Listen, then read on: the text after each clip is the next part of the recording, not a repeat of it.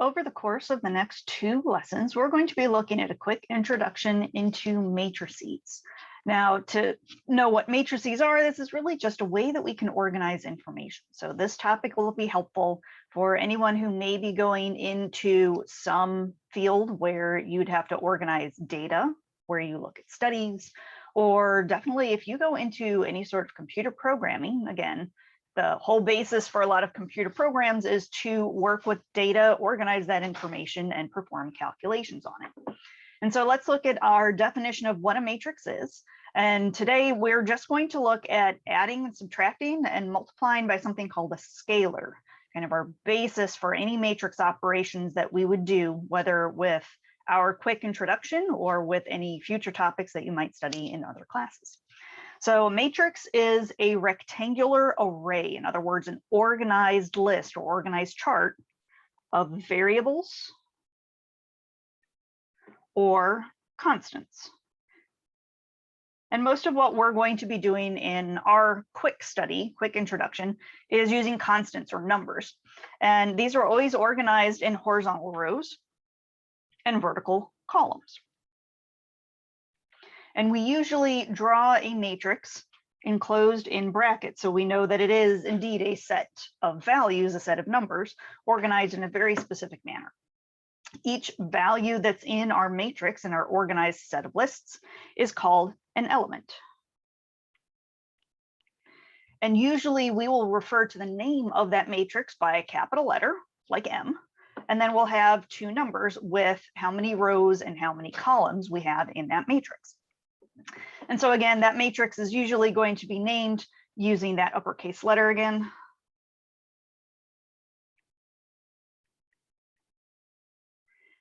And by using its dimensions, in other words, its number of rows and its number of columns. So its dimensions. And so for example, a matrix M that would have M rows and N columns, we would also call that an M by N matrix.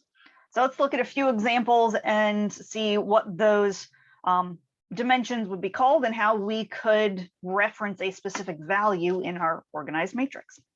So here we go. We have 4 examples: matrices A, B, C, and D. And again, when we state our dimensions, it's always how many rows going across versus how many columns we have in that figure.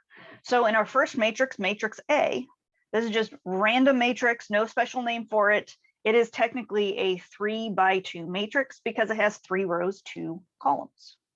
We could call something a row matrix like matrix B, and his dimensions are 1 by 3 because it has 1 row and 3 columns.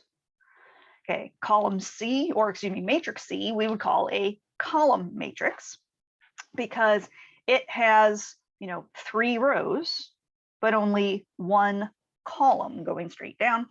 And we may have a square matrix like D, which is a 3 by 3 matrix, 3 rows, 3 columns. And so when we're looking at matrices, again, always remind yourself, you always want to refer to the row first. And that's actually going to come in helpful, not only for finding the particular values like what we're looking at today, but also in our multiplication that we're going to learn how to do with our next lesson.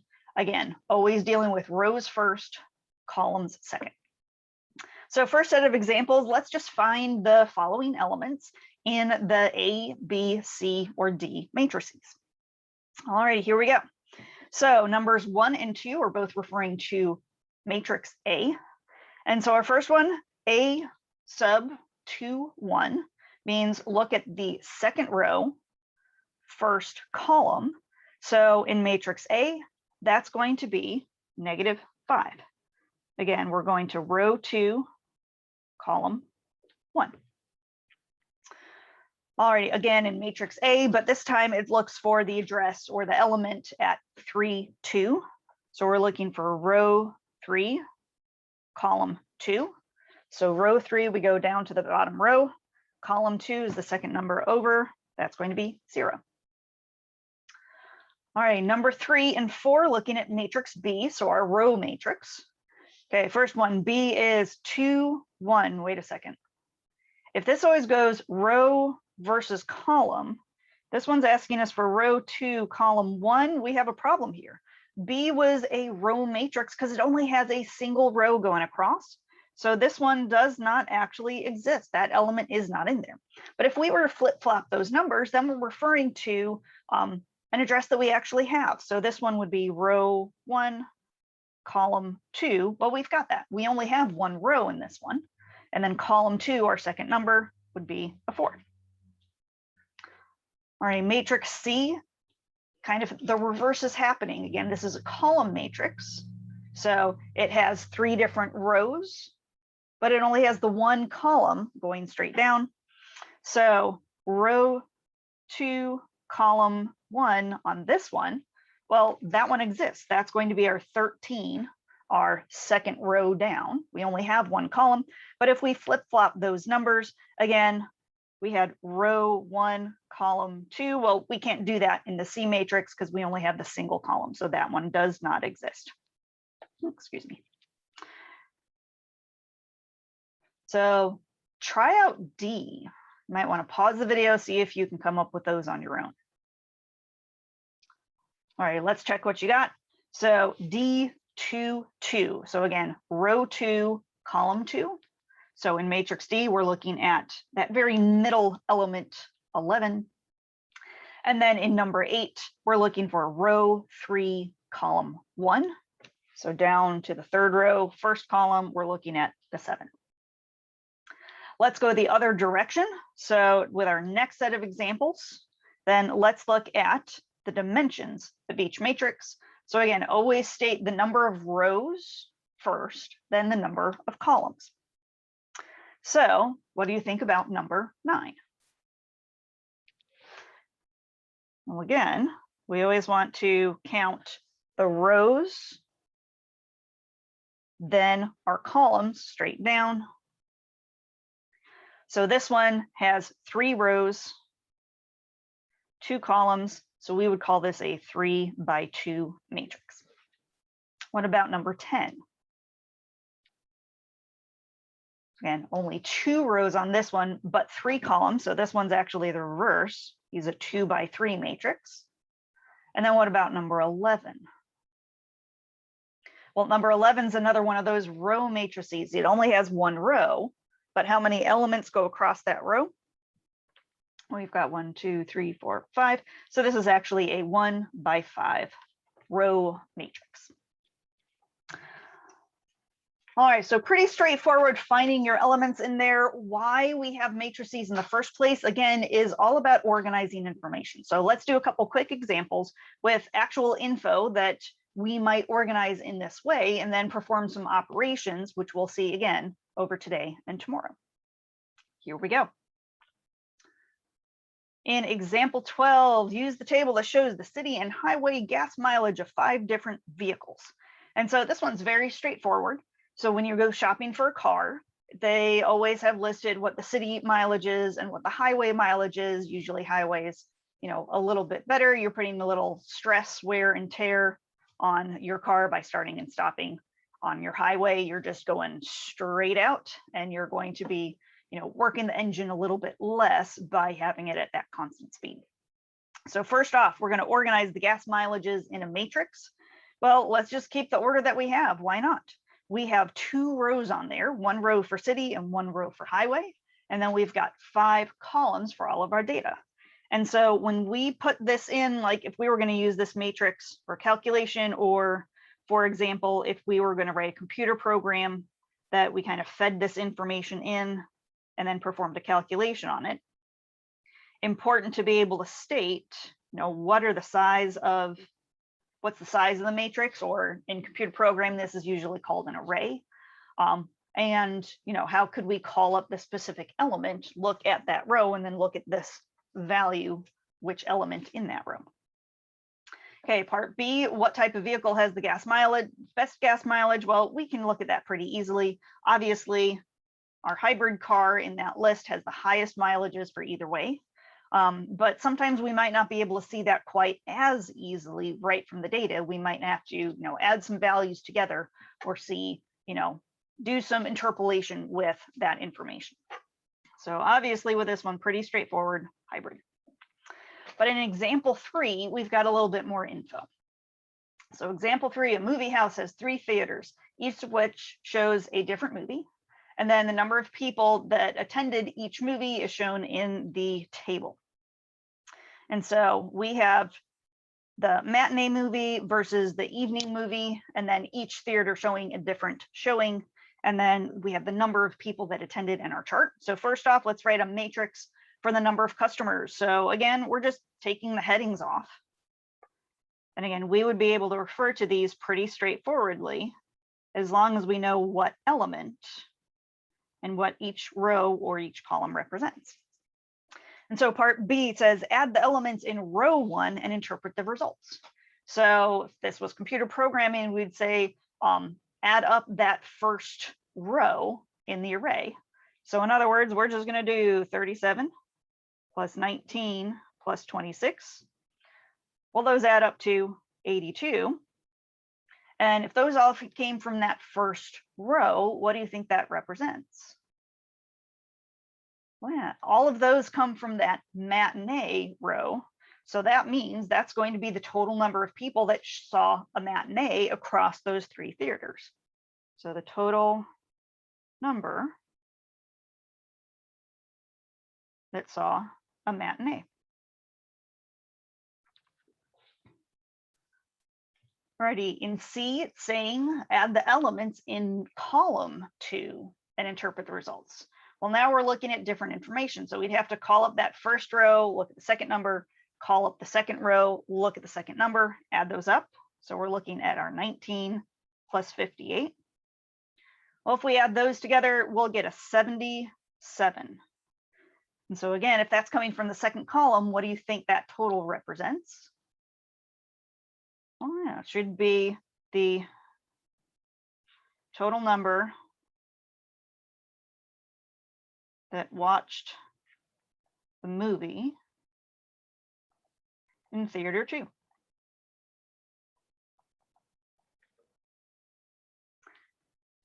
So there's our organization. And again, we could add our rows, add our columns, or we can start adding or subtracting or even multiplying individual values within those matrices. And we could use that to describe that data. So let's start looking at that. First up, let's look at adding and subtracting matrices. So in order to add or subtract matrices, the big thing is we need to make sure that the dimensions are the same. Because all we're doing when we add or subtract matrices is we're using the matching elements and just adding or subtracting them. That's it. So we're going to find the corresponding element and we'll add or subtract however the problem is set up. So corresponding element. So we've got the pattern out in letters, but honestly, it's a little easier to see this with numbers. So let's start this out. We actually have, 3 3x3 matrices. And most of what we're going to have you do are going to be smaller matrices, but I still want to show you the example of how this works, how all of our values fit together. So I'm going to do this in 2 stages. First, let's see what values actually get combined, and then we'll simplify that to get our answer. And so first off, if I want to add these all, first I need to make sure, are they all the same dimensions? And each one of these is a 3x3 square matrix, so I know I have the same number of elements in each one. And so in our results, we're going to have a 3x3 matrix. 1, 2, 3, 1, 2, 3. And all we need to do is add up the values in each spot. So for our first one, we have a 3, and a 6. And using the operations in between, we're adding the first 2 and then subtracting the third one. So we're going to do 3 plus 3 minus 6. And so that spot in our final answer would just end up as, well, 3 plus 3 is 6, minus 6 is 0. Still a number, still workable. Do the same thing for the rest of our elements. So the next one over, again, second value in the first row, we're going to go 2 plus 12 minus 17. So we add that up, we're going to get 7. Third term, -9 plus -9 minus 9. It's really -9 minus 9 minus 9. We're going to get -27.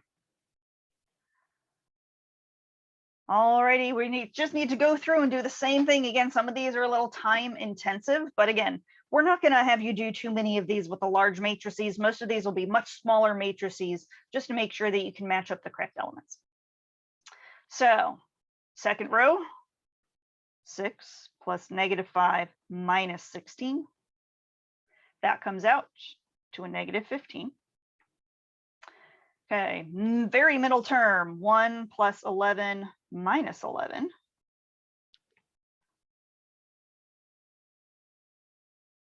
Plus 11 minus a -11 actually comes out to plus all that positive. And so we have, oh, and apparently I have a typo on my, I do not have a typo on my key. 11 plus 11 is 22, plus another one is 23. There we go. Next one in that row, we have a 20 plus 0 minus 10 comes out to a positive 10. One more row, we have a 7, 17 minus 7. So the 7's cancel out and we have a 17. Middle term in that row, 1 plus 10 minus 8 will give us a 3. And then our last one, -1 plus 1 minus a -1, aka plus positive 1, that all comes out to 1. Again, when we get into multiplying tomorrow, again, I might show you one larger one, but usually we're going to stick with, much smaller matrices that don't take a whole lot of time. All right, let's see another quick technique that we can use. So again, adding or subtracting, you're just adding your pieces. Multiplying, again, also pretty straightforward. So let's check that out. So multiplying matrices by a scalar. And so all this means is we're taking a single number and basically we're distributing it over every single element that's in that matrix. So if we're going to multiply matrix A that we have below by a scalar K, then we're going to multiply each element by that scalar, by that number K. And we're going to see next lesson what happens when we actually multiply a matrix times a matrix. There's a pattern to it that we'll want to use. But for this, again, all we do is distribute. That's it. So for number 15, again, all we're going to do is multiply every single term or every single element by that scalar, in this case, a -2. So that would look like -2 times 4, -2 times -7, -2 times 0. And just for good measure, we have a variable thrown in there because we can do the same thing with that variable, no problem. Alrighty, distribute that out. So we end up with a -8, a positive 14, a 0, and a -2D. That's it. Just distribute that value. Occasionally, we're not going to have this too often, but we could have other variables in there that we need to solve. And really all we need to do, again, is match up our pieces, see which elements correspond, and compare them. So this is kind of a little mini equation. Again, this is the hardest you would get for solving any equations with matrices for what we're doing. And I see that I have a scalar on that left-hand side. So let's multiply that scalar through. Again, just distribute the 4. I'm not even going to do that extra step. Let's just multiply everything by 4. So 0, 4, 8, and 12. And that whole thing equals the matrix A, 4, 2B, and 12. And so if this problem is asking us to solve for A and B, well, let's just match up the corresponding elements. So let me change my color. And so if I want to know what A equals, well, who's the corresponding element in the other matrix? That's just the 0. So that means A equals 0. There's our first answer. Alrighty. What about the B? Well, next spot down, and that's the corresponding element for that one is 8. Okay, so 2B equals 8, which means B is going to equal just 4, divide both sides by 2. That's it. Again, there are definitely more involved ways that we can solve out equations.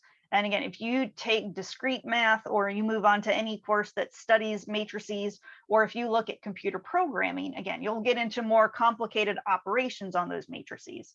But for today, just looking at the straight out, either add or subtract your elements or distribute out a single value. And again, next class, we'll look at some applications with how to multiply matrices together.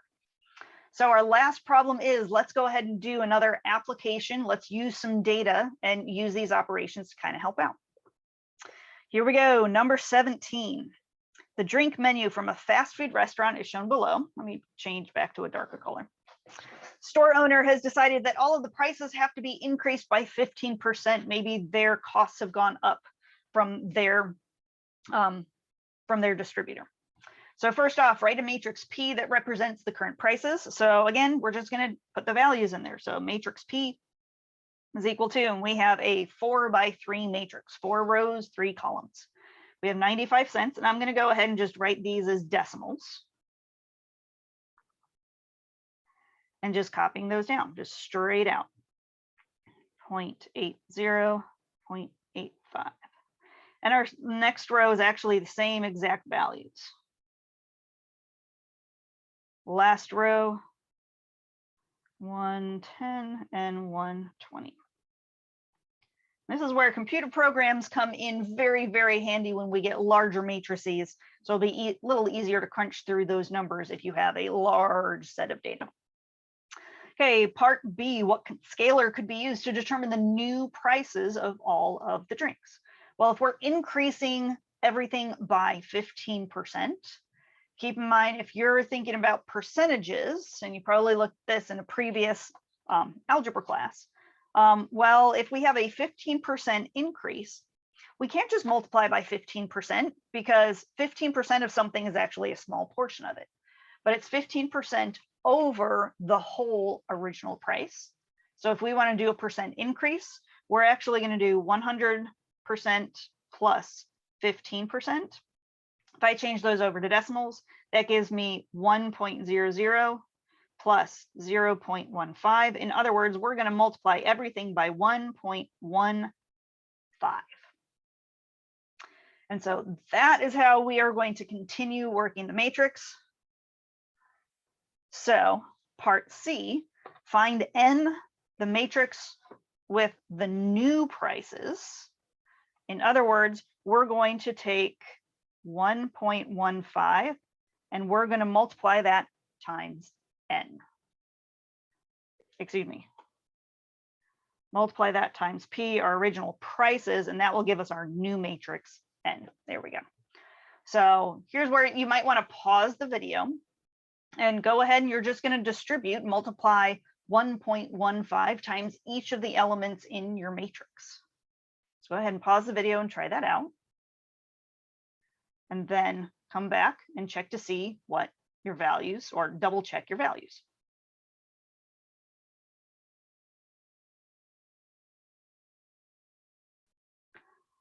Alrighty, so double check what you got for matrix N, your new price matrix, which again is multiplying everything by 1.15, an increase of 15%. And so then in part D, it's asking what is N minus P and what does this represent? Well, let's think about that. Our N is our new prices. And if we subtract out P, our old prices, what is that subtraction going to be? Well, that's really going to be the difference. In other words, and that's not spelled right. Difference, in other words, the increase of your prices. And so if you go through and subtract those out, those are your values you're going to get. So if we found N minus P, and I'm not going to write out the full matrices because I know it's going to take a lot of room, but if we just go and check those values, again, original value, if I scroll up a little bit, I can't actually see that whole original chart. We're going to do 109 minus 95 cents, which comes out to 14 cents. Okay, next one, $1, or excuse me, 115 minus $1 gives us 15 cents. $1.21 minus 105 gives us 16 cents. So not a huge increase in the soda prices. How about iced tea? So iced tea went from 75 up to 86 cents, a difference of 11 cents. The medium went up to 92 cents. Subtract that, we get 12 cents. And the next one up, subtract those, we get 13 cents. And the next row is exactly the same, so I know the differences are all the same numbers. And then our last row, 115, was an increase of 15 cents. 110 to 127, well, that was an increase of 17 cents. And then $1.20 up to 138, increase of 18 cents. So not a huge change of prices, but definitely would help foot the bill for the new distributor. Alrighty, so your next task, you do have a practice quizzes for matrices, but do let me know if you have any questions. And again, in next class, we will look at what happens when we actually try to multiply a matrix times a matrix, and it'll all be about the pattern of the values that we have. See you next time.